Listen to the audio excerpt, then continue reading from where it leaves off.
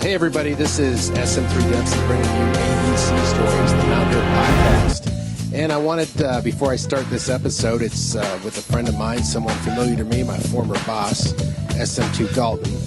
And I want to give a shout out to US Salty Dogs on Facebook for helping me out. And Dan the Navy man, I saw your blog, you had some good sea story stuff. So I want to promote everybody that promotes military. And now to the podcast. This is Mike Dalton. I went to boot camp April 1st, April Fool's Day, 1983. Oh, wow. Yeah. So go figure. I mean, a hell of it. I figure, what grade was I in at that year? That was class of 86, so three nobody grades? Nobody ever asked me that morning, did I wish it was April Fool's? And You're already starting your Navy adventure, and I'm a freshman. Huh? What a good time. Yeah. So the recruiters, you were telling me earlier, you tried to go to the Air Force first? Yeah, I did try to go into the Air Force when I took the test. And what happened when we were doing the math part, because it was the speed part of it. So you got to get in as many as you can, and I didn't pay attention, was putting everything in the wrong row. So when I had to go back, erase them all, put them in the other row, and then do it the other way. And then, so I missed it was like 2 points or something. I mean, that I missed it. Maybe, I only missed it by a couple of points in order to qualify to go into the Air Force. And the guy was like, well, because you messed up on the test, you didn't get to finish that section because it was timed, right? And so he was like, oh, you can come back. I think it's in a couple weeks or can't remember if it's a month or 2 months or something. I think you told me you would have to wait 2 months, right? Yeah, I think it's like 2 months. And I was like, no. I said, I'll just go down to the Navy. I think I only half-heartedly tried the ASFAB. I took it when I was hungover as hell and I was half blind and didn't sleep, and I just raced through it. So I probably brought 80% of my knowledge and probably could have done better, but no one explained to me the importance. You don't think about, I'm taking an ASFAB, I got to score good to get a good rate so I could have a job that may be something I could transition with into the civilian world and have a second job if I get out. Right. You just take what they give you and totally blind, right? Exactly. It can't be said any better than that, and that's what you have to think about. If you're not guided, taking that young as I was, I was 19 at the time when I joined, but when I left for boot camp, I was 20.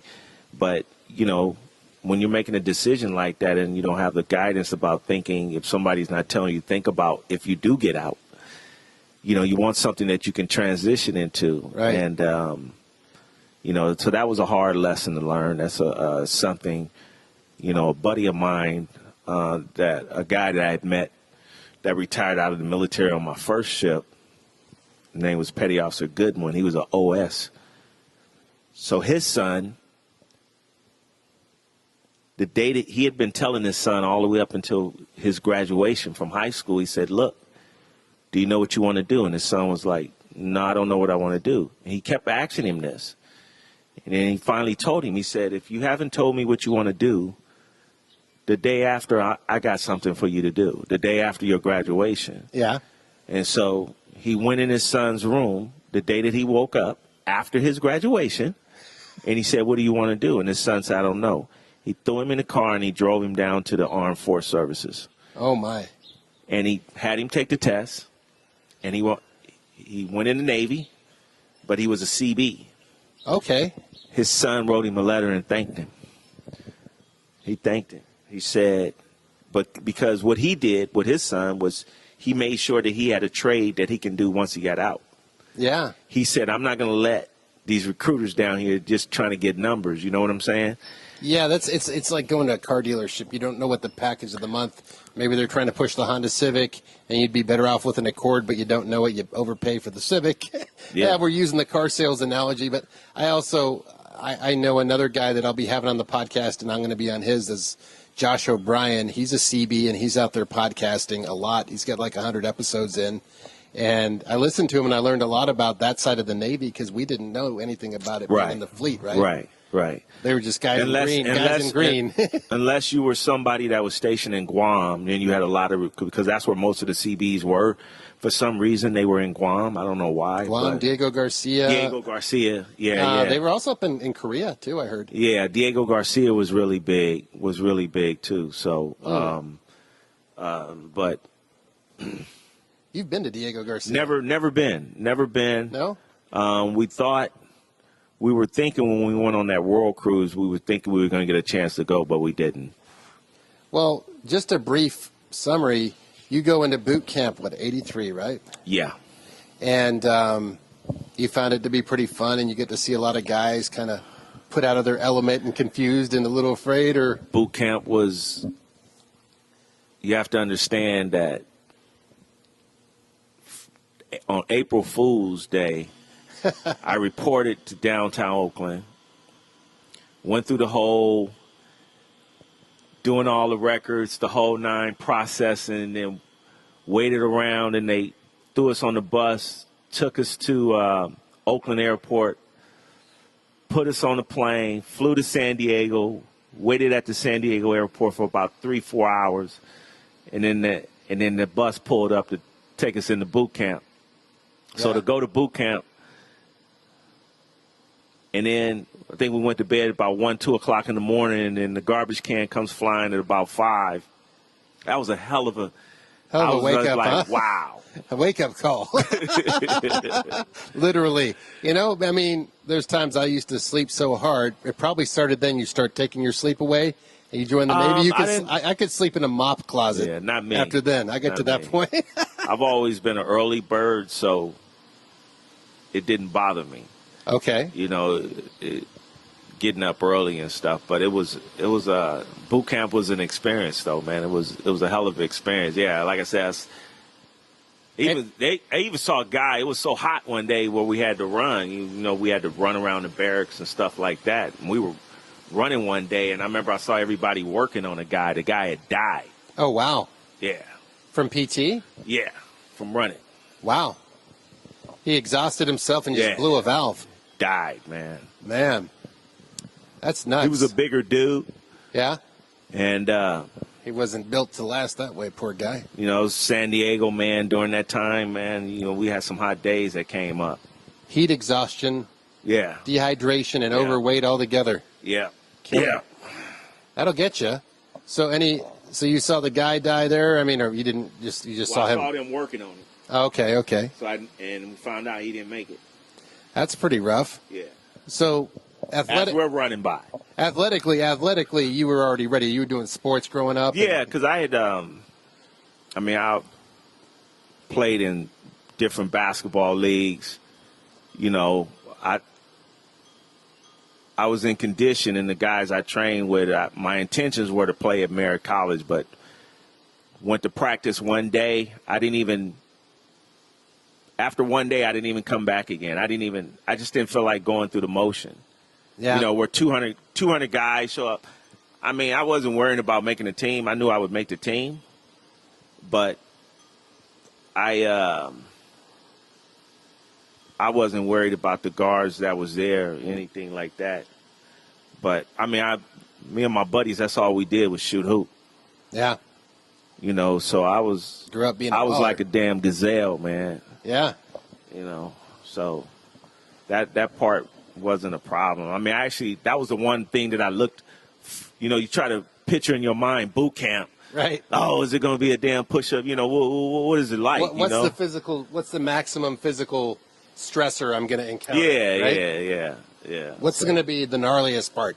Am I going to run up a tree and climb down with a rope? And freaking, you know? Really, the hardest part of boot camp for me was at nighttime when you had to stand that damn 2-hour watch. Oh, because you need your sleep. You was I was like a fucking zombie. Oh, dude. I went to boot camp in Great Lakes. We had snow watch. We had to wake up at midnight and shovel snow till 4 a.m. in pea coats, a work coat, and a raincoat over you because it was sub-zero. And then you had to wear a towel over your face and a balaclava, ski mask. You're out there looking like Frosty the Fat Snowman. You look like the Michelin Man. You're shoveling snow. Wow. And then the sleep dep. So you're just like walking around buzzing off retardation because you're not sleeping enough, you're eating enough, but you're getting yelled at, so you're not thinking for yourself anymore, right? That's kind of disorienting. Yeah. You know, you're starting to like, I got my own idea, and then someone yelling at you, you can't even focus on that idea, right? But the thing for me, it was a trip because we had to, they wake us up. Once I went to sleep, I crashed hard, right? Because I might have had a problem being an early bird, but when they would wake you up for that 12 to 2 o'clock in the morning. Yeah. Because they were every 2 hours. You learned to power sleep quick, like a drop. So when you was outside walking around, and you were walking around the building, and then they let you know when your hour's up because the dude will hang this freaking white bag out of the window. And you're like, okay, it's time to switch now, right? Yeah. So you switch with the other guy, and we up there. We're the guys that's inside of the building, so we're not cold. We're looking at the other guys. And the two guys that's up there, man, you fight and sleep, man. You lay against the wall. The cold weather and the sleep deprivation turns you into a walking zombie. Even in Port Chicago Highway, under high winds and a cold night, walking that pier, man, on guard. Oh, my God. I was like, oh, I'm so sleepy. They made you go out there on the pier? Yeah, I had to do the pier watch. Oh man, I wasn't that low in rank to do that. No, I got all the groovy things, but we're going to go back to that. I got them twice. I'm sorry to hear that, man. It's okay. It's okay. You were one of those guys. I was one of them. So we're going to go in line, right? We're going right over to the boot camp. Any other great memories? Anything that you thought was funny or about boot camp? Yeah, I thought the marching was hella cool. Yeah, to see the other dudes come marching by in unison. Yeah. And then that like inspired your platoon, you know what I'm saying? Yeah. Your troop or whatever. I think I was company 060 is what I was in. Wow, I don't even remember mine. Yeah, 060, man. And you wanted to get to that point to where your whole group was in unison. You squared away. Yeah. I tell you an experience about that. I saw a whole troop that was 1 week from graduating and getting out. They got sent back to day one, a whole troop. Wow. Because the XO of the base was a woman. And she was jogging one day on the base. She had her shorts and everything on. She was jogging. And some dude in the troop did the whistling. Start whistling at her, catcalling her? You know that typical whistle? Typical old school cat call from the 70s. You know that, Yeah. that noise. And he did that. And she came to a halt, said, "Stop that, company." Oh, you companies? Well, okay. By the time they got back to the barracks, Yeah. just want to let you guys know you're going back to day one. Oh, shoot. That's funny. They're like, "Hey, baby, XO." So officer, they was like lady, they were like one of our senior groups. They was in front of us. Wow. And we was like looking up to them. You know, they marching in unison They and look all good. that shit. Hey, then when we saw their ass eating breakfast that next morning, like, oh. You're not so squared away now. Oh, my gosh. So there was nobody telling you about what rate to get into when you were in boot camp or anything? I talked to a detailer too. No, I wanted to go to I had to wait. So my thing was that I really was trying to get into once I came into is I was trying to get into when I was in boot camp, I wanted to go a dental tech. Because you guys were stationed by their barracks, or? Well, no, we were stationed there by coincidence. Well, the base is different from Okay. where their barracks was down at 32nd Street. Ours was in San Diego, right? Ours was where NTC was. You know, it's the Recruit Training Command, and the A schools and everything are over there, right? So it's like a bus ride away. You got to take a bus or the little trolley or whatever, you know. But it take you probably about 20, 30 minutes to get there. Or something like that. But anyway, and then the Marine base was right next to our base too. So, it was always beef going on with the Marines and the Navy guys, you know. So it's a divide and conquer amongst now the them troops. dudes, when you would see those dudes, they, in your mind, whatever you thought boot camp was, that was them, man. Yeah, they were living up to the fantasy. Like swole. Yeah. He would get out of the Navy boot camp with a bunch of office muscles. Hey, you said over there like, damn. They got out jacked. They did. And then they wanted to fight the sailors, and the sailors had none of the combat training. They were like, I'm just going to fight you on sheer anger and alcohol, You right? standing over there looking right in your recruiter, hey, man, what happened to those muscles you promised me, man? I see them on the other side. Yeah. How come we didn't get the muscles? You get some muscles and a gun. I get this hat. Oh, man. No, so that was that was a trip experience, the boot camp thing, man. But so immediately you get stationed on, at the end of boot camp, you get stationed on that frigate. And we went to this recruit. It's like a seaman school. They sent us to a seaman school. Oh, okay. So apprentice school is what it was school? called. It was apprentice school. And so in the apprentice school, because we hadn't been assigned ships yet. Okay. So where was that out of? What? Same area, the apprentice school? It was boot camps right here. If you walk through the gate, yeah. A schools, all the A schools were right on the other side of the fence. Okay. So a lot of times when we're marching back and forth from the chow hall, we're looking over the bridge and looking on the other side through the chain link fence, going, one day we're gonna be on that side over there. You know, lax, not walking in unison. Right. You know, the whole nine. You know, the only people, you know, it was like you got to get to the other side. You was like, it took a long time to get over there, man. It sure did. So you went to the seamanship there. Training. Over there. So while I was stationed there at that school, me and a bunch of guys that was out of the same company, what happened was we had one guy came from the ship and he was like, would you mind, you know, they kind of talked to a bunch of us and wanted to see who was interested for this new ship that hadn't been commissioned yet. Oh, wow. And, you know, it's like, yeah. So they took it probably was about 10 or 12 of us out of that same company. Yeah. And there was other guys that was already there at the training command that was out of different companies, but everybody was from San Diego. Mm-hmm. Man, we're going to start this. This is an everyday thing, man. Then he'll get pissed off and tack his neck. Oh, jeez. You know, it's like... It's funny, the dogs, they're just going at it. So, we all trying to get on the podcast, dogs? We all, you know, get assigned to this ship from there, you know. So from there, that was when, you know, once we got assigned to the ship, we all moved to 32nd Street. Okay. Moved into the dental tech barracks.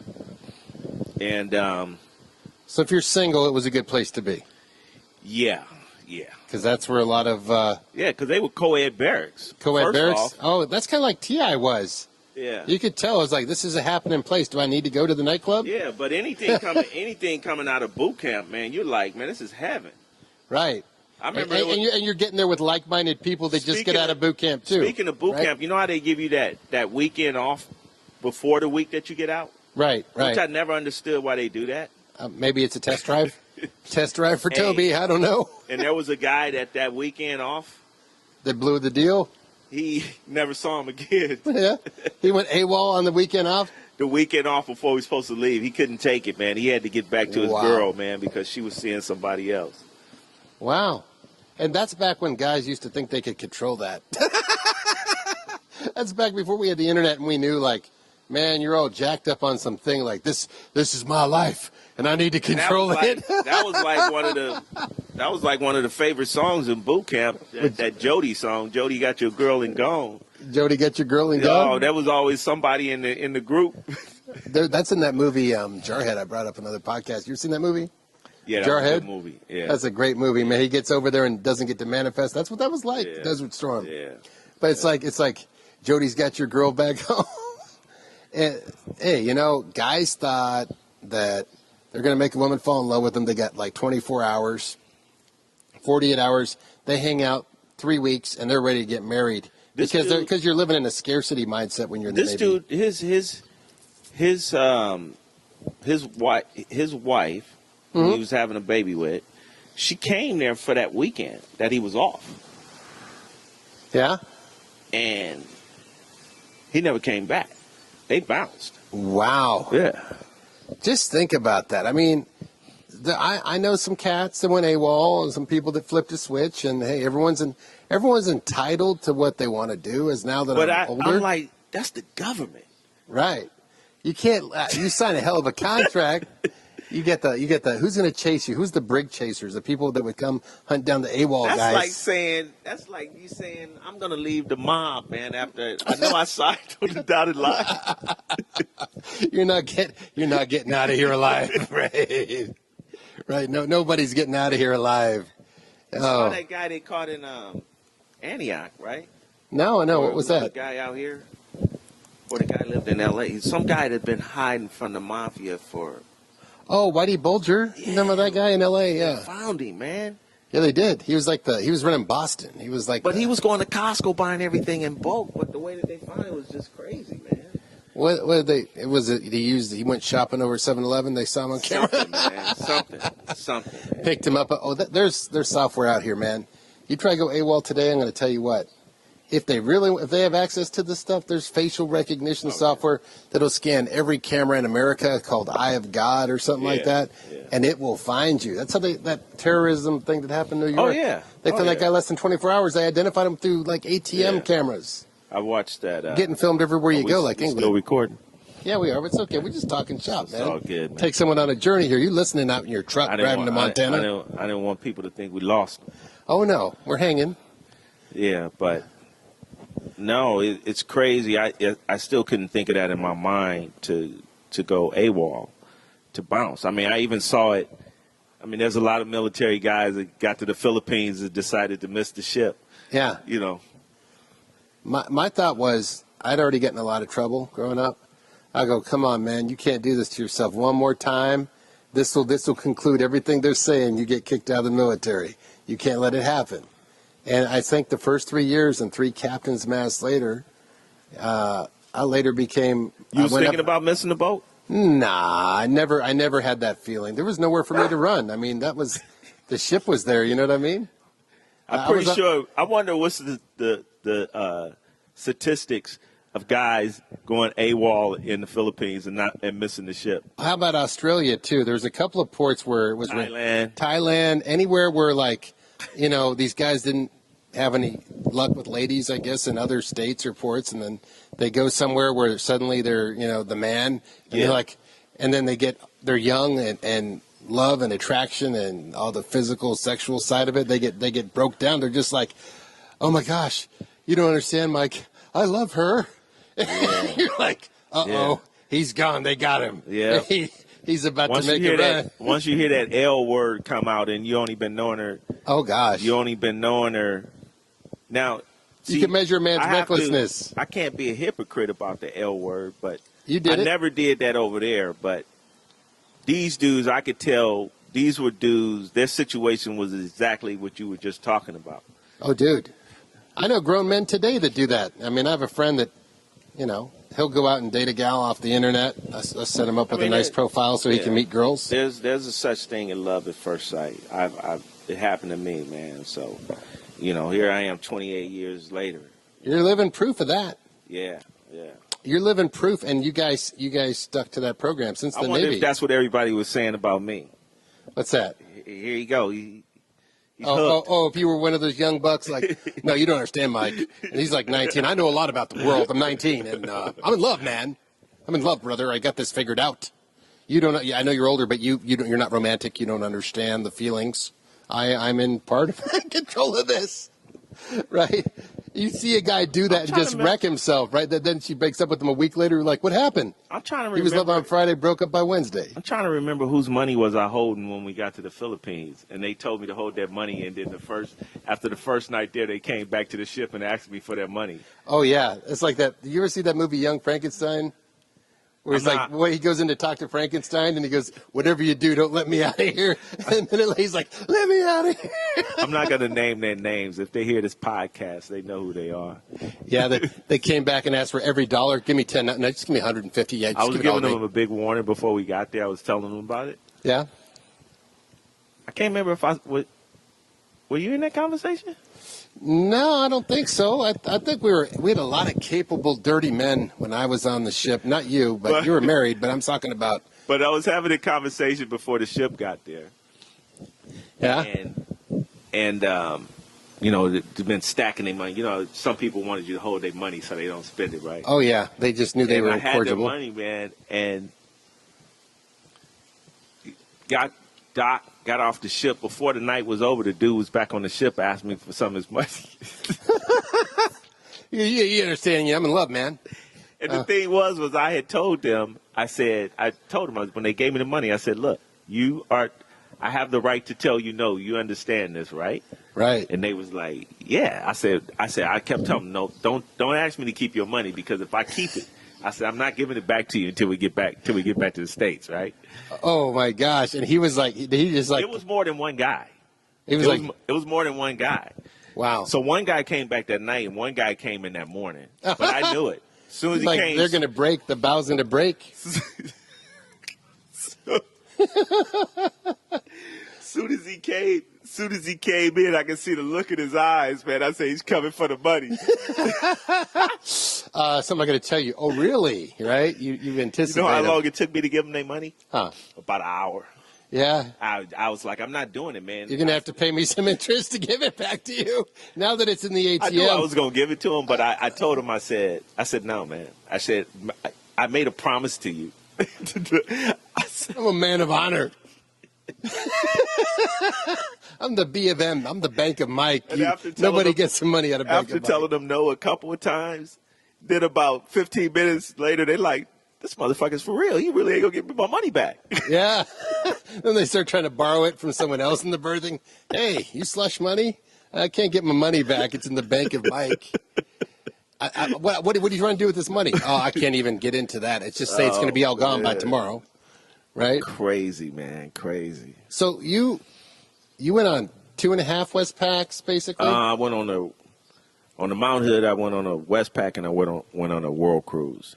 Tell me about the World Cruise, because we're going to do other podcasts. So I'm not going to go so linear with all the stuff I ask you about, because it's like I want to mix it up, because then every podcast is, so where were you? How old were you? How much did you weigh? No, I'm doing it inbound. The World Cruise, man, was that was my first time, because my first ship, we went to Panama.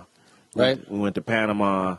Yeah, that was the frigate. That was the frigate, right? Yeah, went to Panama and went to Puerto Vallarta, but in Canada. But to actually make a Westpac, because I remember when I joined the military, a lot of those guys from the Philippines would have those jackets that would show all the ports. With the dragon on the back, that Bruce Lee kind of looking arrow. Oh, what now? You know who had one of those? The Silver Streak. Richard Pryor was wearing one of those, remember? But they would have the jackets, and they would have all the different ports. Thailand, you know how they would put it on the back, and they would do that. So, joining the military, when you're thinking about getting out traveling, you're like, okay, well, everybody would have a jacket that said Westpac. Right. And it's like, okay, well, you got to do a Westpac. Like you weren't a man unless you had that jacket. I felt like that was what I didn't do on my first ship.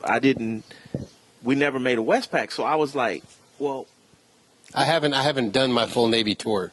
Yeah, really didn't, get that opportunity to do it, even though I enjoyed what we did. But I said, never done a Westpac, never went to Thailand, never went to, that. But anyway, Japan and PI, Korea. When we left the ship, that was pretty. It was a trip doing that for the first time, man. Yeah. Being in the middle of the Indian Ocean. Well, so Chief Hill was on the ship when you reported to Mount Hood? Yeah.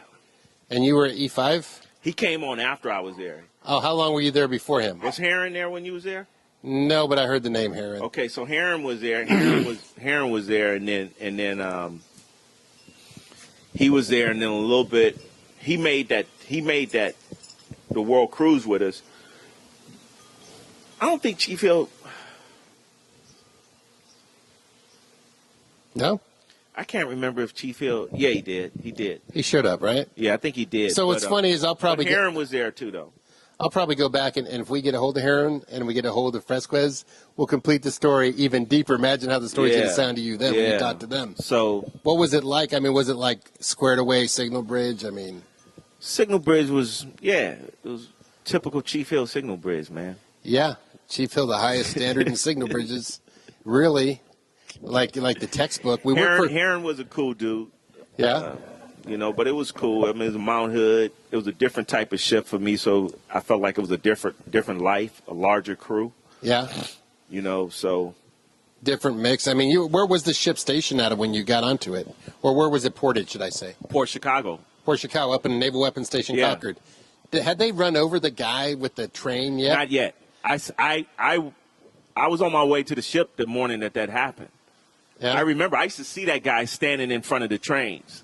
Him and what's his name? The actor Charlie Sheen. Was it Charlie Charlie Sheen? Sheen is the dad, right? Oh, Martin Sheen. Martin Sheen was standing out there too. They were trying to protest the nuclear weapons that were being transported Yeah. So when the train came to the boat.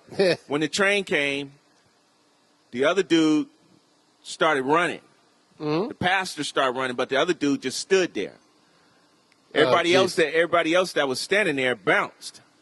Oh, and he was just playing chicken with his legs in the train track. No, train ran his ass over because he didn't move. So how did he get his legs chopped off? I thought he would get just chopped all in half. What? Yeah, he waited too long. So he wasn't sitting there like a steel. No, he went under it. He went under it, man. He got ran over. And that chopped off his legs. Yeah. And they were trying to protest. Was it because the bombs? What was it that they were? the nuclear warheads, dude. So this is in Concord, California, listeners who don't know about it. There used to Concord's be Naval Weapons Station. Naval Weapons Station. And we had a lot of bombs and other magical things out there, which we can't tell you. And they weren't Christmas trees. Yeah. But anyways, we didn't have a Christmas tree or a pumpkin farm out there. Yeah. And these guys were protesting. And the guy got his leg run over, and it was all over the news. And that's when I showed up. When I showed up, it was like, oh, you're from out there. Like some people would, oh, you're from Concord. I was like, well, we were on the train driving the dude's legs. They were at the entry. We were just in the Navy. Because where the trains entered onto that side of the base was up further, closer to the freeway. Wow. Remember, it was at the front where the base was. Yeah. And when we had to drive further back and go through a different gate to get on where the ship was. But ironically, as far as the PR went, the Navy got the blame, even though it was a civilian damn train driver, I'm sure. Because there was no train mate in the Navy. You didn't become a train driver. That's probably a civil service job. Yeah, so it's government job. A civil service. Or do you think that's just regular? No, I'm thinking that's government job. Well, I don't know if there's a government train operator. I don't know. They probably just source it out. But anyways, this dude runs over him, and then everyone's like, "Oh, you guys ran over his leg." I'm like, "You guys." It was funny how we got grouped into that. I had that discussion once. But let's skip ahead of that. You were in Concord. You were married at the time too? When I first got to the ship, I was. Okay, and then slowly divorced after that, right? Yeah, I got divorced soon as our ship came back off the World Cruise. The World Cruise on the Mount Hood. On the Mount Hood, yeah. What ports did the World Cruise entail? I mean, we hit. Soon as we left here, we went to Hawaii. Okay. We was in Hawaii. Waikiki, Pearl Harbor. We weren't there that long. We just stopped. There's that base across from Pearl Harbor that has from ammo ships. We weren't. I don't recall us being there long. Okay. And then we took off, and then we went to the Philippines. And then from the Philippines, you stopped by Guam? No, we was out there in the Indian Ocean. Then we went through the canal, the Suez Canal. Suez Canal. Yeah. Okay. Went to the other side, and then we went to Sicily. Oh, okay. You went to Catania and what's the name of those? Sigonella base. Yeah, because I used to play football against them in high school. Yeah, because I was a military brat in Italy. We went to Sicily, man. But it was a trip going through the Suez Canal because you could see the bombings on both sides. You can see the buildings. Oh, wow. And you know the thing about the Suez Canal, what I never knew until I was on the Mount Hood, is that the direction on one day traffic goes into the Indian Ocean.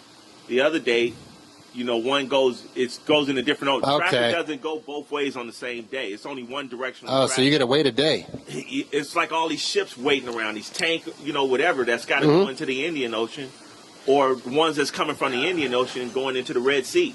How long did it take to get through that canal? That was a long ass ride, man. Was that like a week or two? Or No.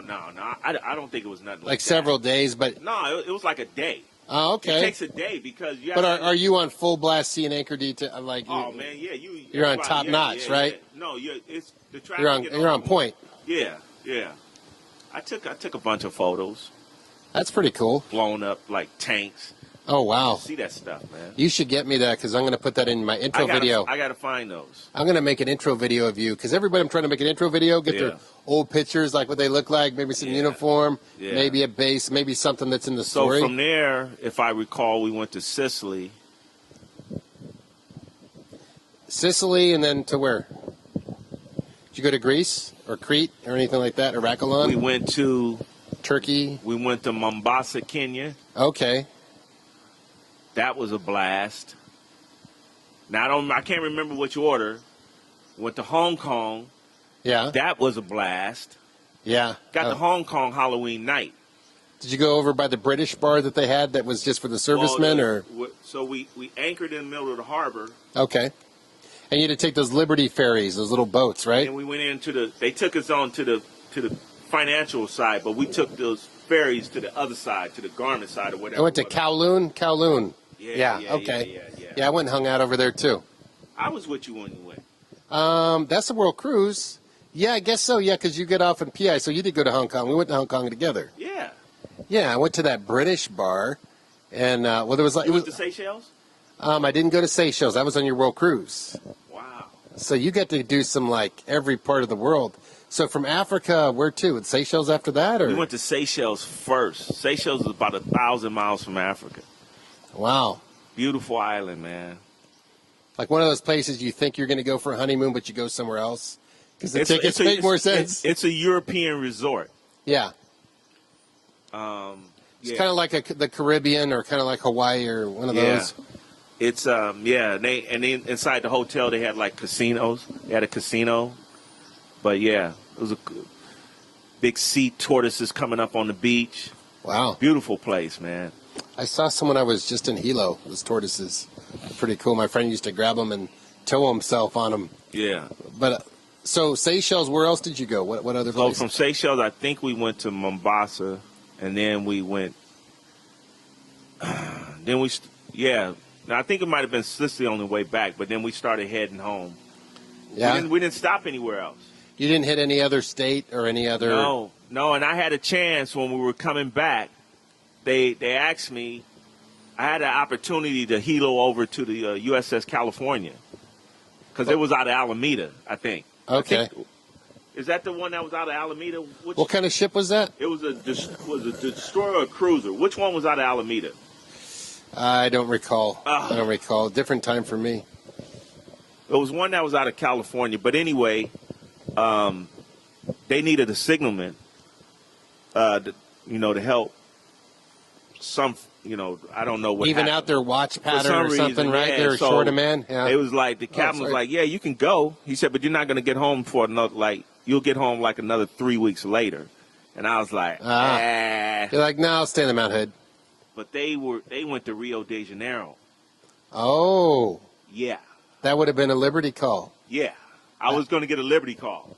That would have been one hell of a Liberty call. That way you could say that you've been like, that's one thing about the Navy. You go to some scenic areas, some that aren't main tourist attractions globally. Yeah. And now with the internet, people are trying to travel everywhere. It's become real hip to do that. Yeah, I have that on the bucket list right now with my wife is to hit that place, man. Yeah. I told her if we ever got divorced right now, I told her, she knows this. She said, if we ever got divorced, I said, I'm just packing up and I'm going to just move to South America. I'm just going to work at a bar on the beach the rest of my life. She catch you watching one of those Latin TV channels or something? Don't even understand the language. She catch you speaking Spanish in your sleep, something happened. Well, so. Yeah, but so we didn't, and the other trip about that was going through the Panama Canal. This is 87, right? Yeah, going through the Panama Canal. No, we came back we came back. We left in 87. Okay. You came back in 88. We came back in 88. You guys were in dry dock when I got there. Okay, you just got back. I see. Dry dock where? San Francisco, Pier 38. Right. Pier 38. I forgot about that. Yeah, that's near the Bay Bridge. Yeah, on the other side of it. And what was that burger place? There's a couple burger joints that they had the greasy burgers, but they tasted so good. They taste like the hamburgers of the 1970s. They had that Java Hut. Java Hut. Yeah, Java Hut. I became friends with the dude that worked there. He was Brazilian. Yeah. And he hooked up with the daughter of the owner, and she wasn't that attractive, but he's a handsome dude. He's like, Tulio loves you. I love you, baby. And it's like, and I'd come in there, and I wasn't old enough to drink. He'd give me beers, and we'd just chop it up, and he was funny. Yeah. And I ran into the guy. Okay. Since we still live in the Bay. I was on a date, and I ran into him about 7 years ago in San Francisco. He owned another restaurant over near the ferry building. He remembered you? He goes, I remember you. Here, have a beer. Give me a free beer. It was cool. Such a sweet little moment, you know? Yeah. So we came back going through that Panama Canal because you got to go in the locks, and then they got to drain them. And it's like going through a bunch of dry dock channels, right? Yeah, they drain it. Then next thing you know, you're up here. Then they drain it, and you're up here, and you like, it looks like two different oceans, one's higher than the other. It's a trip. That's what it looks like. Okay. But they sending you through the locks, though. So, as far as the adventure, like perspective. You know where we stopped at? Where else? I'm sorry. When we came through, after we came through the Panama Canal. Yeah. We stopped at the Virgin Island. We stopped at St. Thomas. Oh man! So you get to hit all the honeymoon spots that people. We stopped at St. They Thomas. work their life. There's people out there that work their whole life to go to St. Thomas once, and that's the extent of it all, right? Yeah, because isn't that cool? You just did that as your job. That's what I love about it. It was a chief warrant officer on our ship. He was a part of the Hilo, the aviation, the Hilo deck. Okay. And he was a chief warrant officer, and he was from St. Croix. Okay. He was from St. Croix. So when we got to the Virgin Islands, he said, I'll see you guys back in California. He said, I'm starting my vacation right now. So he got a free ride there. All he had to do was get a one-way ticket back to California, right? Played that right. Yeah. But that was family. No, it was cool. But he got off in the Virgin Islands because he got off Virgin Islands, and then he took the planes that land in the water. He took one to St. Croix. Oh, okay. Planes with the pontoon planes, whatever they call them. All of the islands are close to each other. So what would you say the most eye-opening, adventurous experience, like, wow, my life's different, hit you in the Navy? What kind of thing was lucid like that to you? Like, if you recall, was it looking out at sea against big waves, or what was it that kind of hits you when you think about it? One of the things, the biggest thing that I liked about the Navy, man, was being out in the middle of the ocean, man, the calmness, man. Yeah. That calm. Are you addicted to the ocean like me? Man, I'm addicted to it. Man. Guess where I was last night? Where? Half Moon Bay. Wow, nice. On the water with my wife, yeah. Yeah. I go once a week, twice a week. I have to check on the ocean. Yeah. I got to go do my duty day. I need the ocean because it calms my soul, man. That's good. That's good. That's why I haven't moved. Yeah. My mom lives by the beach on the East Coast, but in Cape Cod, nice area, but wintertime, you might not know this, but snow can actually stick on top of sand. Wow. I thought there was some weird, like, meteorological thing where sand and you can't add those two elements together. No, it can snow over everything. Yeah. Over anything. No, and just the camaraderie. Yeah. Of the guys. You kind of reflect on things after you're not around it, the different, because everybody on the ship, you had your connections in each department, Yeah. You knew the chief cook, because at nighttime you knew where to go at nighttime. The Filipinos, those dudes down there, man, they making the homemade cinnamon rolls and man, eating good. Them dudes are some cool dudes, man. They liked supply. Yeah, supplies. It was always supply. good to have friends with supply. They had that was the thing. It's like a lot of Filipino cats ended up in supply. Yeah, so I can go do my laundry. Yeah, I can go do my. I didn't wash with it. And, everybody the perks. You figured it out, the barter and the favor and the friend system. Somebody that did your haircut. Right. A boy that was in postal. Was Zeke there when you were there? Was Zeke doing hair? Zeke. Which one was Zeke? You would have remembered Zeke. He was a barber. He was like real squared away. Then he did it a lot when he would go off the ship. Black dude. Yeah. That's the kind of buff, squared away, Mr. Clean. Yeah, he was a cool brother. I forgot about him. Yeah, man. I figured you know Zeke. Yeah. You guys kind of get the same He used to swagger. cut my hair the best. Yeah? Yeah, that was the guy. Yeah. Then he'd be off base, like, lining people up and stuff like that. Zeke was from Chicago? Think so. I think he was from Chicago. Chicago, yeah. Because he used to wear them gazelles sometimes. I forgot those glasses. I know you're talking about, yeah. But, and then I had my boy Armstrong, PN. Armstrong. You know, he handled the paperwork. Yeah. Everything, you know, my boy, man. We still talk. He's a cool dude, man. Where's he at now? He lives in Florida. He was on the Mount Hood. He was on the Mount Hood, man. So you guys stayed in touch the whole time after the Navy? Yeah, and he was mad at me. I told him we had the ship thing, and he was mad that I didn't tell him because he said he would have flew out and came. Oh, poor guy. You know? We got to add him on Facebook. Yeah. You got to give me his thing. I'll get him on the darn podcast. Yeah. That's what I'll do. Yeah, he lives out there, man. But, well, actually, I even get, I'll hook it up where you guys do that damn episode. That'd be funny. I just hook it up through the computer. He's still got the Jamaican accent, too, man. Does he really? Yeah. He's still got the Jamaican accent, man. Yeah, Jamaican accent's cool, man. It makes you want to listen to him. It's got really rhythmic, very musical, you know. We will text each other a lot during the basketball finals and stuff, man. You know, but somehow you kept each other's number.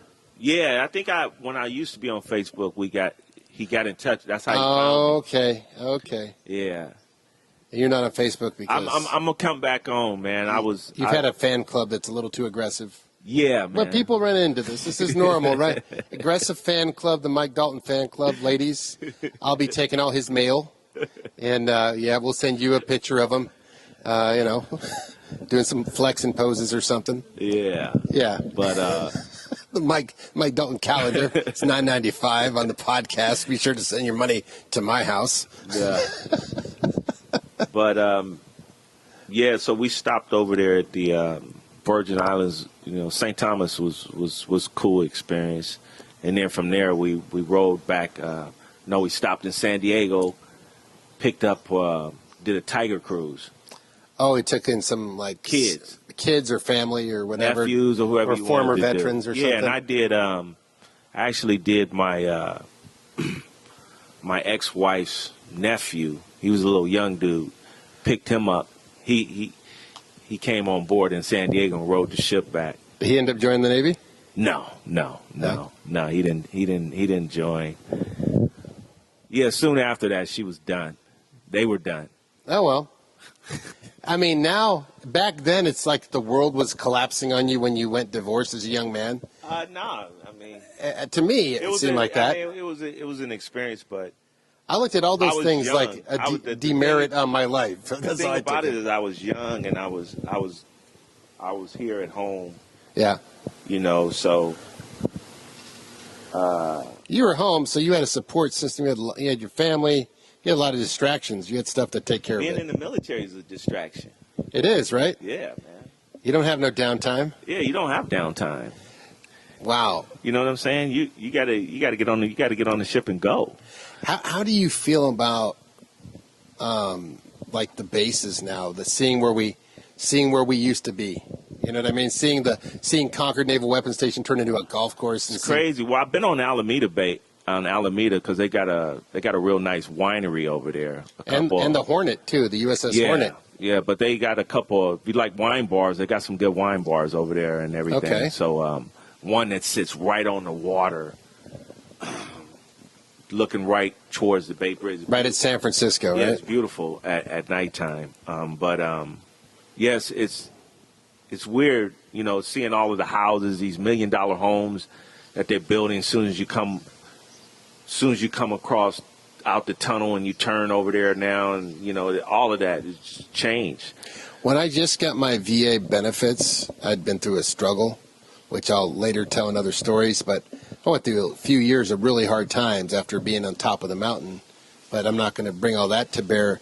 Basically, I tried to rent a room from a guy that had a former admiral's house and just live there because I wanted to be able to hop to the city on the ferry boat. Yeah. You know, $6, boom, I'm in the city.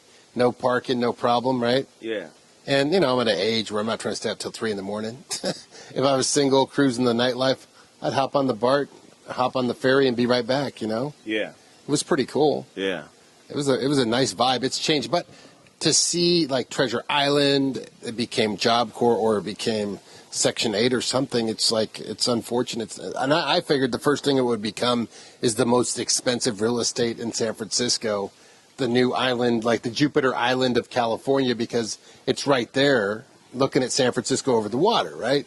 I mean, you could develop that into something monstrous, but they haven't yet. And there's those smart people that know how to swoop up on a base and get those penny on the dollar leases. What they do. There's all of these plans right now for Treasure Island. You know, they're talking about building, but that's a trip. Like today, as I was in Concord going to do an appraisal. Yeah. You know, in Concord, they have that military housing over there. Yeah. And I drove right by them today, and they're just. There's normal houses, like civilians took them over? It's closed off, says no entry, and they're just empty, deserted. Maybe there's squatters in there, dude. I bet you something weird. But what I'm saying is, it says government property, do not enter. What makes no sense to me is why is that property? Well, why is that property sitting there vacant? And we got this big homeless, and people need housing that they can afford, or even make it affordable housing. Well, I think like someone said this on one of the postings. It was actually Sonny Bliss, and he was an MS on the ship. He said, "Why don't they make those houses accessible for disabled veterans first choice? If they want to get one of those, exactly, because they served, and it's like I'll that makes buy sense. That since it's government. It's government. It shows someone who put in their time and someone who paid a price. It's like, yeah, you should get this. Or especially California. And then if they say no to that, just allot so many of them, or just allot so many of them to them, and then allot so many people that's trying to get back on their feet from being homeless. No, it's true. Well, they did do something like that in Alameda with the military housing there, and they get some nice military housing that would be $600,000-$700,000 condos easily. Yeah. What used to be what we thought was ugly military housing is now luxury style at the price point out here. Because I worked in real estate, you worked in appraising, we know about real estate. People live over there in Treasure Island in the old apartment-like buildings that they have over there. People live in them, but that was it was sad to see. It's sad because it's like I feel like and I've said this before, I feel like a guy that acted in a movie and he goes back to the set, and the set's, but in his mind it's like an imaginary, like he's in that moment. Mm-hmm. And when a lot of actors believe they are that person, they are in that kingdom full of fairies, whatever they're in. But you go back to the set, and all the buildings you look behind, it's just a stick holding up a prop. It's just the front of the building. Your whole history is just crashed. It's destroyed. And you never existed. Your sense of purpose never existed. It's weird. You get erased, but you're doing it in your lifetime. It's not like you're an old man from the 1800s. Probably didn't see much change on the countryside as he did growing up as he did when he died, right? Mm-hmm. In different eras, I mean, we've seen so much progress. It's insane. But when you got out, how hard was it adjusting to civilian life? That was rough. And I say that because, I mean, I went to the seminar and over there on Treasure Island and bringing in these job seminar guys, these guys telling you how your resume should be and all of this and that. Baloney. Bullshit. I didn't even get one of those guys. I got none of that. The thing is you still had to go out there and find a job. And I've always felt this, that being in the military, you serve your country. When you come out, you should be able to walk straight into a job. Yeah. Whether it's if it has to be a government position or a city position, but something, you should not have to. You do all of that, and then especially for guys. If you go through it honorably, you should be for showing good conduct and showing that you worked hard and kept your nose clean. You should get a decent paying job. I agree. But you start at the bottom of the bottom of the pile. What does every chief try to do to get you to stay in? Tries to scare you with, you'll be flipping burger story. You come out, you get out, and you gotta start a job making minimum wage. ironically, in today's market, you could use your military experience if you knew how to write a resume and get a job. And there's websites where you can get a job. Yeah. And they're starting to help veterans as they get out. But let me tell you, I got my disability, my DVA from the VA. I didn't get any instruction from the Navy. I'm probably, if I had filed, I missed out on $600,000 in back pay. Mm-hmm. I've done the math. And no one told me where to go. No one gave me any guidance. No one told me what my options were. Nobody told me that I had anything due to me. Yeah. And they never mailed me my checks. You know what I mean? Wow. And I discovered it 20 years later, after walking around with full-blown PTSD, that I had problems. I just thought I had an attitude problem. I'm going to tell you, it's a bigger attitude problem than you ever realized compared to a normal guy's attitude problem. Oh, yeah. And I discovered it now. I try to help any veteran that listens to this. I'll help you. I'll help everybody understand what their rights are, because in some ways, and I'm not picking a fight or being a politician, but we've been underserved. We were taught back when we were in the Navy. It's different now. I can't speak for everybody today because that was 20 years ago. That was a rough and ready Navy. Mm-hmm. And, you were just coming in when the men had beards or getting rid of their beards and shit, right? It's different. The only way you can have a beard is the dude had to have a beard chit. Yeah. Well, before that, they used to allow them to have beards anyways. I think not when I came in. I'll have to get the straight in story on that. They didn't have them. Maybe 80, I think it was. I think Joyner was telling me about it. Mm-hmm. But yeah, it's you get out and you don't know where to go. I went into car sales, man. I had no idea where to go, and I get divorced from my first ex-wife. I live in California, so I have a couple. It's popular to do out here. But anyways, she left me the day I got out and ran off with my boss because he had money, and she sat there and told me, "You're not going to get a job. You don't have any qualifications." Her mom was a recruiter. She wanted to do me no favors. I'm like, I've been paying your rent for 3 years. What the hell? You know what I mean? Been paying your bills. Yeah. No love for a veteran, man. Yeah. You get out like that. So now I want to be there. I want to be that love for the veterans, and I want to help you guys and put you in touch with the right people. And if you reach out to me, we'll definitely, even Michael will help you out. It's like we want to raise it up because this awareness is going to come through the podcast if you haven't heard it anywhere else, whether you're in the Army, the Navy, the Marines, the Air Force, the Coast Guard. We got your back, so make sure you reach out to us, That's what it's all about, man. Because we all have brotherhood and sisterhood in the military, And it's like, it's interesting. You get out before we had women on board, but you've been on tenders maybe, and they had women on board, right? Yeah, I'd never tied up next to it or working with it for a day in the, in the ocean or tied up to it in port. A lot of times we go to Alameda and we'd be tied up next to one. Yeah. To the Gompers. Yeah, I remember. I mess cooked down there. Yeah. So because our galley was shut down, being rebuilt over in Alameda. Yeah. So yeah. That was crazy. Yeah. That was just an introduction, integration, Yeah. And there's people walking around with hickeys on their neck, and there was more fraternization. I don't think the poor, if the Master at Arms had a stickler to catch everybody, they were going to be running in too many directions trying to find the culprit, Yeah. And who knows? I mean, people fell in love out at sea on the Gompers. That was the love boat, they used to call it. Probably did. I mean, it probably happened, man. I mean, it's everybody's story is different, right? Right. That's why they call them sea stories. Yeah, someone might call up on this podcast and go, "Damn, Dempsey, you're talking all this smack about my thing." And I'm like, hey, I ain't hating on anybody, right? I never named anybody myself. Well, it's okay. I'll name everybody because I just feel like it. I want to leave it on the podcast. But so we were talking about getting out. Mm-hmm. How long did you feel before you got your feet under you? And you already had a family. You had kids. You had a lot of responsibility. Really, it didn't. Think about it. I got out in. Until you get a decent job? I got out in August. All right. I got out in August, and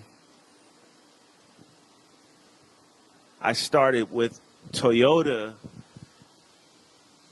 November. Oh, you had no real downtime. But the jobs that I was working before that, man. Oh, so you had that low level, what the heck am I doing? Man. Lower than mess cooking in the civilian world, right? Warehouse jobs, man. Rough. I was at this one warehouse in Berkeley because they were striking. Oh, so you're like scab. So I went in. I needed to work, man. I had a son, wife. My wife was a college student. She wasn't even in college. She hadn't even went back to college yet. Yeah. And we had my son, but I remember I went to that job that morning. They was like we didn't know they were picking it. In the Sunday paper it said Monday, show up at this place somewhere in Berkeley at whatever and you work for the day, hired on the spot. Like those old movies when the dock workers all show up like, yeah. Pick me. Man, we went down there. It was like a die casting company. I went down there, man. And, yeah. Went to work, man. You got some money. So dude started me off. The die cast that we were making, you know how when you go to the laundromat and you put your money into the dollar slot? Yeah. That sucked it, those two little metal things that you slide your money in between? Yeah. That's what that company made. And so dude showed me how to do for about an hour. He had me doing it, and then they would come out, and then I would put them in this thing. And then it was close to lunchtime, and he told me, he took me in. He said, okay, when you come back from lunch, he goes, I want you to come up here. He took me up there inside of the offices of the company because I was in the warehouse. He said, I want you to empty all these trash cans. You're being busted down to E1 after being an E5 for years. Okay. Now my wheels are spinning, right? He's like, I want you to empty all these trash cans. Then he took me to the bathroom. He said, and then you come back, empty all the trash cans in the bathroom, clean up around here. I said, okay. When I went to lunch, he left. I jumped in my car and went straight home, man. Mm-hmm. I said, I didn't come here to clean nobody's bathrooms, man. I didn't come here to empty nobody's trash. That's what I said to myself. Right. I just didn't show up. We had a standard for ourselves leaving. Yeah. We wanted to land somewhere, right? Like, I need a promotion, even though I haven't done anything. Give it to me now, damn it. I looked at him. I said, okay. I said, oh, yeah. I think I'll go back in the Navy. I'll see you later. No, I was like, okay. I said, I said, yeah, I'll knock this out real quick. Yeah, I'll handle that. Yeah, I'll bring a couple friends. I'm going to go to lunch real quick. Yeah, excuse me while I get in my car. I quit my first 3 or 4 jobs because I could. I'd be like late and I'm like, hey, I could be UA. Hey, I'm not coming in. And guess what? I quit. Ha ha. Yeah, I would do that a few times because I just figured jobs are easy to get. But was it till after you worked at Toyota for a while that you started getting up in the pay grade, making pay raises? Well, yeah, I mean, Toyota was they paid you more than minimum wage. Right. Because most of the jobs was giving you like freaking $7 or something. Wow. And then Toyota, I think we started off at like 13, 16 or something. What? It was somewhere up there. And they paid us every week.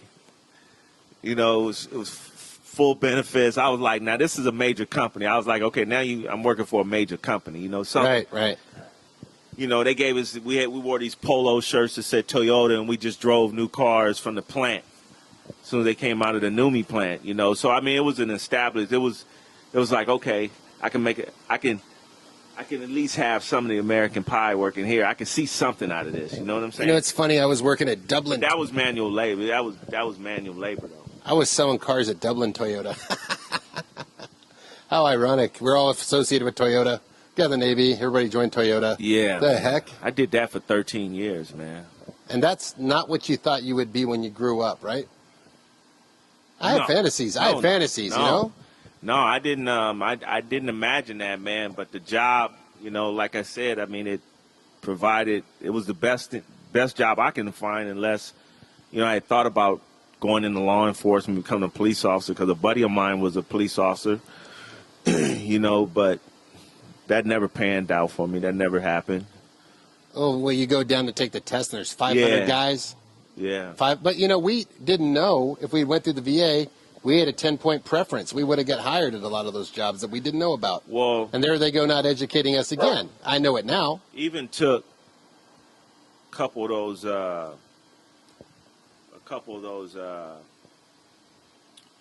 did the post office tests a few times. Yeah, because you're going to get the civil service years under you. Yeah, That makes sense. Going to the post office or whatever, but Yeah. So.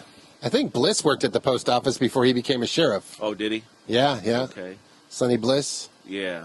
Getting love on the microphone, Sonny. So, after working at Toyota for a while, then, after being there for a little while, then, guys, some guys are like, okay, well, I'm going to just move up within the company, Well, that's what we thought. We used to think that life was linear, but now the world changes around us, right? Yeah, supervisor. And then some guys start, well, I'm going to go to DeVry. I'm going to go back to school. Everybody had these really cool plans. Everybody's starting to think there's us that's looking at making that jailbreak. We got to get out of here, man. I think this is coming to an end. There's more life.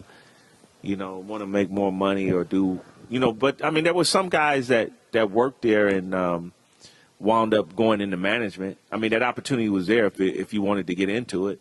Your wife was going to school when you started. She wasn't. When I started where? When you started at Toyota, right? Was she still finishing up? Or? When I first was at Toyota, she was working. And she had a job at this company up the street from where we lived at in Union City. Okay. And then she got a job up at then Cal State Hayward. Okay. Working for these two professors. Okay. So. That's where my wife's going to school. Maybe she'll end up there too. Me and her were taking classes at Chabot College because she had finished off her associate's degree when she was in Manhattan, and then she took a couple more classes, and then she was working up at Cal State Hayward, and these two professors she worked for. She met this other professor, and the lady was like, you have too much to offer to be here and be a secretary. Yeah. And, hey, dude, really? Yep. The dog is going to the bathroom. Fantastic. So she got a scholarship. They gave her a scholarship. Nice. To San Jose State. It's a good school. Yeah, so she went. Well, no, she didn't get the scholarship right away. What happened, she was at San Jose State, and she was in their occupational therapy program. Okay. But she basically was going, she said, okay, I'm going to get my degree because they was, the professors were inspiring her. Telephone. Back in the microphone zone. Okay, guys, we're back. Mike's telling us about how his wife was getting her. Yeah, so she was in the occupational therapy department. But what had happened, she had met this other professor while she was working at Cal State Hayward. And this professor had came in one time, and she had asked her, she said, I have a scholarship that I can give you, but it's to be a speech therapist. And she turned it down. Okay. So then the following year, the lady came back again. She said, you're still working here? And how about that scholarship? She said, how about that scholarship? And she took it. And now my wife's been a speech therapist for over 20-something years. So she got a master's degree. Well, it's interesting. I'm asking you this because my wife's finishing up her master's degree. And we've been living off my income, which isn't that much. It's just what the Navy gives, what the VA gives me. But, when she gets a job, that's going to change our life significantly. And I bet, how was that change for you when you were doing the work at Toyota, then wifey comes behind with that that's degree? that's when we was that refreshing? Once she graduated, no, we were out here. I had already bought a house out here. Out here in Brentwood? Bought our Brentwood? first house in Oakley. Okay. I used my VA. Okay. And but she was in her senior year at San Jose State. Yeah. And then she I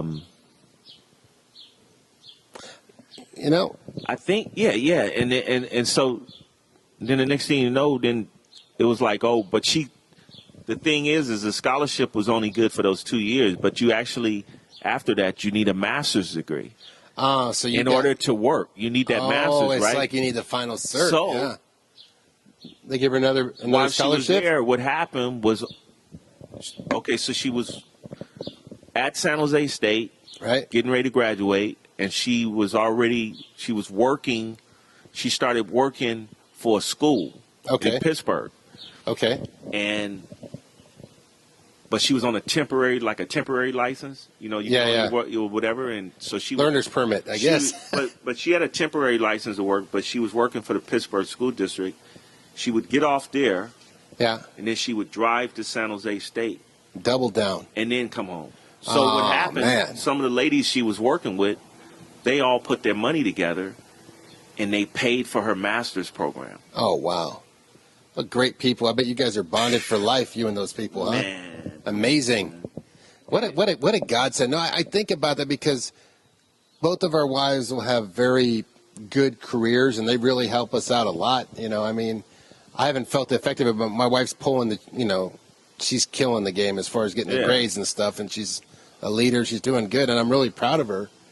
And so for you, I was just wondering how much that impacted your life. I guess because I haven't gotten there yet. I'm kind of like pre-pacing it for myself. Well, yeah, it was, you know, I mean, yeah, it worked out great financially and everything for everything to go to the way that it did. But also, you know, you kind of look at it and you look at the journey, you know, the journey. She stuck by you, though. That's like someone who goes to bat, Well, you know, works that hard, man, you love them even more. We were in it together, man, but, you know, like 28 years, you know, we've been married 28 years now. Congratulations on Be that. 28 in September, 28 years in September, but Wow. still, you know, to watch that whole process and to go through that process of, you know, of life and, you know, trying to establish yourself. Come out the other side better friends than when you started, Yeah. right? No I mean, doubt. now you guys, I see your pictures, I'm like, these two enjoy each other. Yeah, no doubt. There's a lot of people you see like trying to win the Facebook contest, like, look how we're perfect. Ben Simpson and his wife, Shelley, and here we are. And if there really is Ben Simpson with wife Shelley, ain't picking on you, anyways. But This dude. Engelbert Humperdinck and his wife, somebody who doesn't have that name. That way nobody's being every feelings hurt. But yeah, that's the journey. Now, here's the other question. How much of the Navy did you think about, or how much do you think you suppressed it? Because I know I suppressed it for a while. I always, to this day, I wish that, you know, I ask myself a lot because I reflect a lot. I even had this discussion with my wife. I said, I wish I would have at least did 20. Yeah. You know, I wish, you know, looking back on it, hindsight.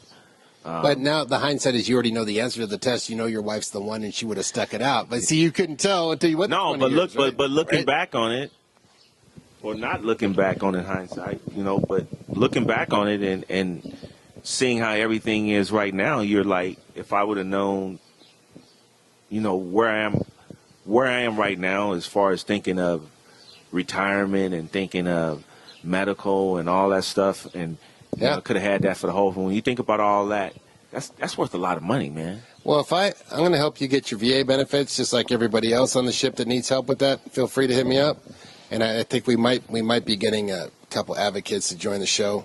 Not at this moment, but soon enough.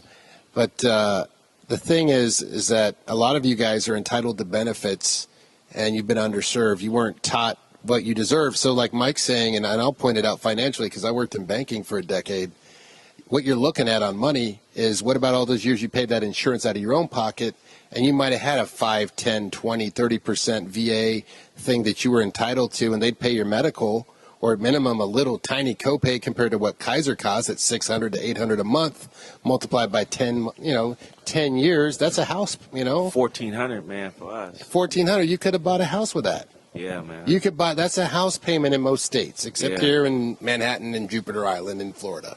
Yeah. You know, but that's a house payment in a lot of places. Yeah. Texas, Arizona, all day. You know? Yeah. And that's just medical. But with the VAs there, and you're entitled to it, and a lot of you people listening are entitled to it, don't know your rights, and think, oh, I don't have any problems. Like me, I was a tough macho guy. You remember me, dude? I thought I was the man. Guess what? I was so proud. First thing that happened, I think, when I got out of the military, why I say I suppressed it, is that it was like a divorce. It was like, oh, you don't love me? I don't love you. Yeah. That's how I felt. That's how I felt. I didn't feel like I got my ass beat, like I was bloody and walking away, but I felt like, oh, you don't love me? I don't love you. Whatever. It's like you walked. It's like you walked out. It's like you walked through the. I don't know how many people You walked away with the wrong assumption. How many people watch the Game of Thrones, that big-ass wall? Well, when they walk out the bottom and they walk away and they look back, that's like the Navy. That's the government back there. You're just looking at it behind you in the back, right? In some ways, you wanted your freedom, but freedom has a price. You walked out. You walked out there. Okay, see you later. You shall return. You will be back. And then I got my benefits, and it saved my life, man. It saved my life. That's so good, many ways. man. And that's really. And then it put me in touch with everybody. Then I started understanding, and then think of the impact of that. How many veterans' lives that don't have benefits from the military that there's actually so many owed that they don't know that they could have it. There's thousands upon thousands of them out there. Think about those guys that have committed suicide. Dude, what do you think that is? That's part of the system by design. Now they're changing that. They're trying to drop those deaths are.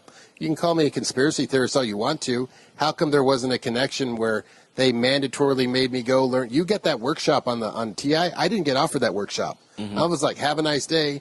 I wasn't told what the VA is, and I thought that place was only for men that had all their limbs missing, or women, or someone who'd been a major, like their body chopped in half. Yeah. I thought it wasn't. I didn't know it was for all kinds of other ailments that we incurred. And you're getting shots with anthrax in it, going to Desert Storm and cruising by smoke pit stuff, and you know. What was those shots they used to give us when they would shoot us in the arms, man, before we would go overseas? Oh, those big, crazy, everything in one shots? With those big air guns, man. Oh, man, I don't even know what was in that. Heck, some of that Some stuff. dudes moving their arms, blood running all down the side, man. It's like you move, dude. I don't remember what you called those pneumatic gunshots, but yeah. Like zoo. Was it a swine? Was swine flu shot? Probably swine. I don't know if it's swine flu or something. I thought it was swine flu. I gotta tell you something weird. There's some shot they gave us in boot camp. It was called the square needle shot. They put in your butt cheek, and it felt like you had a golf ball inside your butt cheek, not inside your butt, inside your butt cheek. Wow. In the muscle. I don't remember that shot. I tell you what, I didn't get sick for 20-something years. No cold. Wow. So it must have been something in that shot. I don't know. Wow. But, you know, there's a lot of people that could have medical. They're spending a huge amount of their money. Could help them pay off their house, help you retire. I mean, even if I, help you get these benefits to the VA, which you could do without me, I'm just going to guide you a little bit. I'm going to spot you on the bench press. But what I see is that the impact, it's not even the money you get a month, it's the medical. Medical is like a luxury, and people aren't paying attention. First, renting an apartment in California was a luxury. Now renting a room is a luxury. Now splitting a room is a luxury. Am I right? Okay. Yeah, that's wild, man.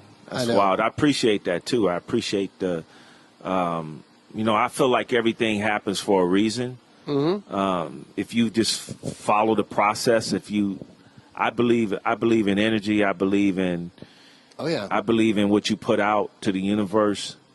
But the thing is you won't receive anything if you don't open yourself up.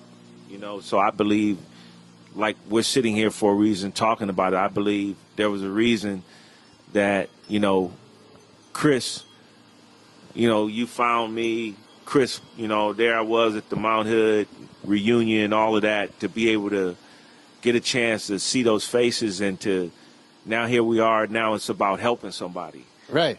So there's a reason. You follow the process, and I was contemplating about not going. I knew I was maybe I won't go. I knew I was going to bug you because you know what? I did it too, Mike. My mom forced me to go to it because I ended up in such a bad way.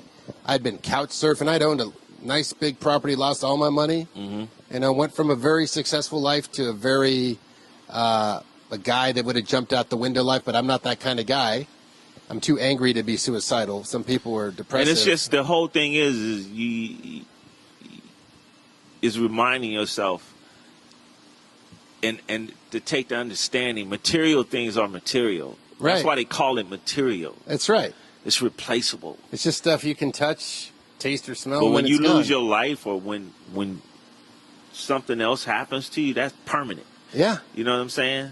The last thing you think about is your health. Until you get older and it starts giving you wake-up calls. Yeah. Right? And that's where I need that Cadillac. Oops, I had a stroke. And that right now, you and me being here, I got help, you know, and then I listened to some other friends that hired some advocates, and I'm a bit of a self-starter, so I'm what you call a sea lawyer. It's like I get the hustle of how the system works, even though I'm not a lawyer by any means. You know what that is, just a guy that understands the process. And I just studied what the VA does and how it works. Right. And I dated a gal that was working for the VA in the psych department, you know, becoming a shrink. And she said, "You're underserved." And I didn't understand what she meant. And she somehow understood as a civilian, never done any service, that you get out of there.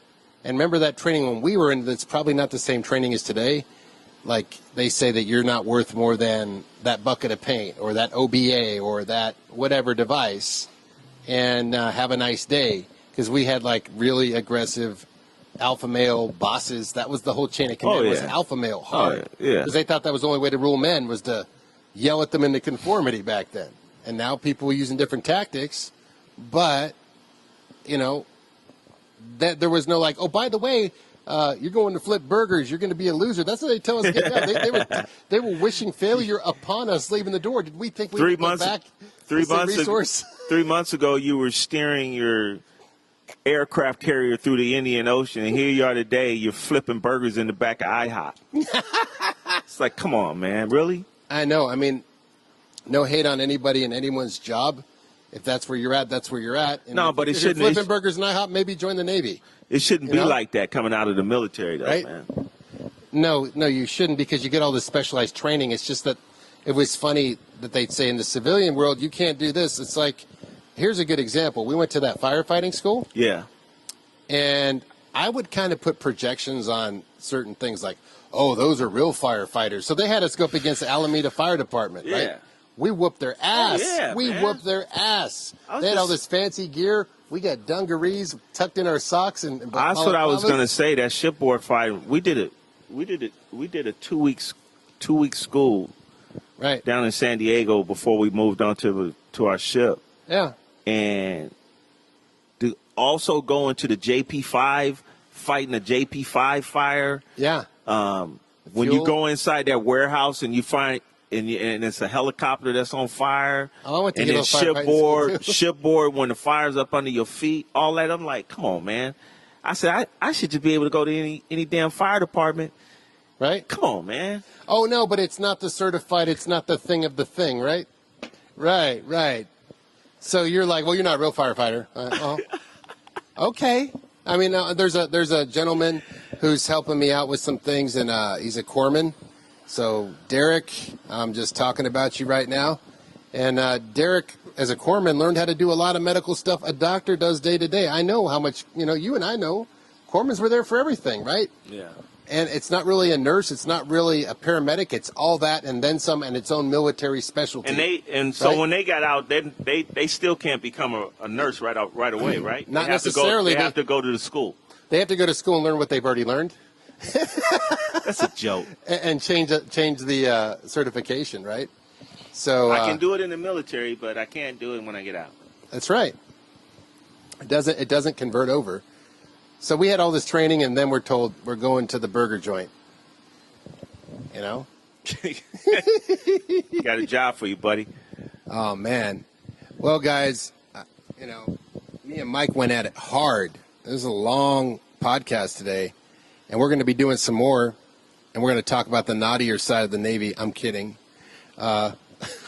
Who knows? This podcast, I'm trying not to rein it in. I might unload some stuff some other guys said, not Mike Dalton, that there's some pretty wild things that happen on the ship. I think you guys should let me know how comfortable everybody is. I'm not trying to get you divorced. I'm not trying to get you in trouble. I'm here to let you have fun and maybe let people hear what a real sea story is about. But really, it's about a journey, as we talked with Mike about his before the Navy, going through boot a bit, and then going through a ship. We didn't get in. There's a lot of different stories within that story, but we did a general preface, right?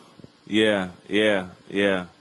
So now I'm wrapping it up. What do you think about podcasting? What did you think about doing one? It's my first time ever doing it. Just felt relaxed, like me and you just talking, man. Talking, right? Just talking and just reflecting, talking about the past, our journey to the Mount Hood, how we both ended up there. You know, I really enjoyed it and everything. Did you feel after the reunion, the one we just had, 125 people from our ship showed up? Is that how many was there? It was like 125 people. I don't know if it was 125 all ships. There's probably 100 people from our ship and 25 of their spouses or Right. significant others, right? Right. And yeah, it was wild. No, that was. I enjoyed that. I was glad I went. I mean, to see faces and I enjoyed it more than I thought I would. yeah, exactly. To see faces and see the different faces and see people now and reflect and some people I didn't remember. It was like, you don't remember me. I mean, but I mean. You disappeared. I'm like, is Mike hiding from everybody? I didn't know what to think. We make our own projections. I hunted you down through my ways that I skip trace people. It was cool, man, because like even I had even found out like Kevin Gaines. Like Gaines was, me and him went to school together. We went to junior high school together, man. I didn't know that. So he had contacted me on Facebook before when I was on there, and he was like, this Mike used to be on the Mount Hood, and I was like, yeah, and he was like, I guess he came on after me, so yeah. Then he's going to be on the podcast soon. Yeah, and then to get there and to see him, because I still hadn't seen him. I talked to him through Facebook for a little bit, but that was it. So it was good. But just to see faces, period, man. And what a special feeling you have when you bond with your ship, because there's no civilians that you feel the same way Especially about. some of those guys that I had to muster up, man. That was on restriction. Well, you mastered arms, me and them, and there was a few of us. You're like, I think I was on captain's mast at least when you were master arms. Like, who gonna hold a grudge and who not? Well, that's what do you think I had Muter call you? Because I was like, I don't know what Mike's impression is of me 20 years later. I was such a cocky young punk, but I don't want to have to explain that in a 30-second short burst. Man. Mike, I'm not the same. I remember I ran into you while I was out of the Navy, man. You helped me move, man. Yeah. I mean, I really appreciated that, man. That was that meant a lot to me, man. I mean, that right there just shows what it's all about. You meet people and you never know somewhere down your life when you might run into somebody again or, whatever it may be, So that's what it's all about. It's cool that we get to be connected. Our generation is so fortunate. We have this podcast, and we can let people hear about us, and then people can hear about what we did when we're long gone. We're out in the internet sphere 100 years from now, and people are listening to what the Navy sailors used to do. They don't have to think that we, ate our food with rocks or, garden tools.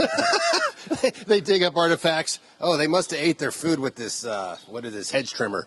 I don't know. Trying to put it together. I'm an archaeologist. Yeah. But it's a blast, Mike. Anybody you want to give a special shout out to out there on the Mount Hood? Oh man, obviously like Chris, Muter, Hill, Derek Hill, Armstrong. Oh man, I can't even remember. I can't remember a lot of people's names, man. We're at that age. Mike G. It was my man Felder. You said Felder, him, man. Yeah. Man. Zeke was a cool dude. Yeah, man. I mean, it's crazy, man.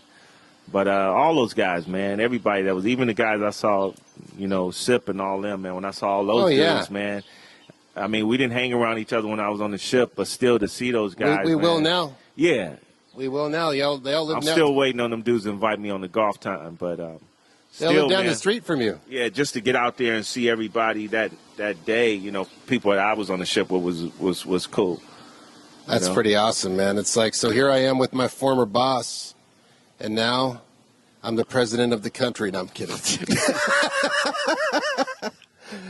Shipmates, we love you, and all you, listeners and veterans and people just interested in the sea life. Please like and share this podcast. I want it to grow. I'm doing it for a good reason, to help educate some of the veterans, help let everybody know, hey, it wasn't always easy for all of us, and we had some great times, and, you can draw something from this. You can hear about, especially if you're a younger generation, you can hear about what life was like before the internet. We haven't really even picked on that, but I'll get that in the next podcast I do with Mike. We'll talk about what it was like to not have cell phones and pagers and just have to guess and not have Facebook. Oh, the pagers did come out while we was on the hood. Yeah, just at the end, though, but for the next episode. But what were you going to do with a pager in the middle of the ocean? That's it, guys. We're out of here. Boy, think about them pagers. All right, man. Okay, guys.